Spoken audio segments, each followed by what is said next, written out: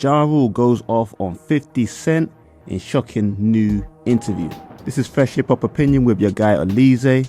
Don't forget to like, subscribe and hit the notification bell. Alright, let's get into it.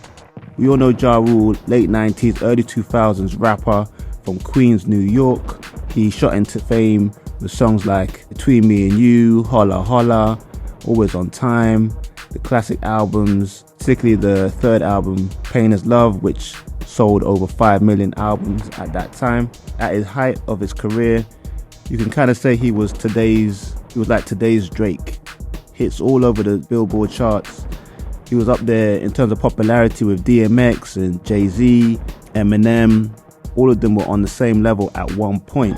Till fellow Queens rapper 50 Cent entered the industry and started a war of words, which also started really in the streets, which resulted in 50 Cent getting shot 9 times. But then 50 signed to Dr. Dre and Eminem's Shady Aftermath label, and that's when the beef really escalated, but more on the music side, where 50, G-Unit, Shady Records and others aimed at Ja Rule, and ultimately, which the MC from Queens, Hollis Queens, couldn't keep up with that consistency. Mixed with the fact that his label Murder Inc. were under investigation from the FBI, Ja Rule's career eventually petered out into dust. This resulted in the term being used quite regularly in hip-hop beefs: you don't want to get Ja Ruled. He was the subject of a lot of ridicule during that time and completely disappeared from the rap scene, which was crazy considering he was one of the biggest rappers at the time. Since then, he's come back sparingly with a few singles which haven't done well. He did make a career renaissance when he did a versus against Fat Joe, which everybody then remembered how many big songs he had and how much of a great artist he was.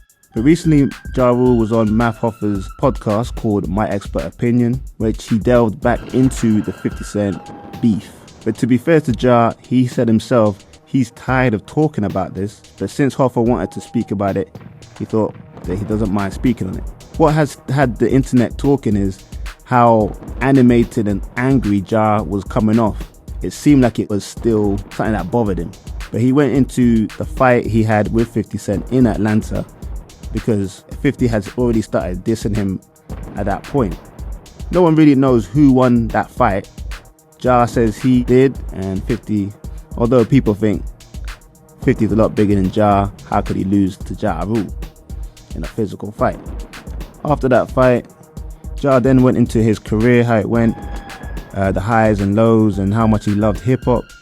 But then they went into also the fact that the FBI trial finished and 50 was, doing his thing. Ja Rule admitted himself that he fell back for too long. He should have come back into the industry, could have rectified his career. But where Ja Rule got really animated was when they was talking about 50's style.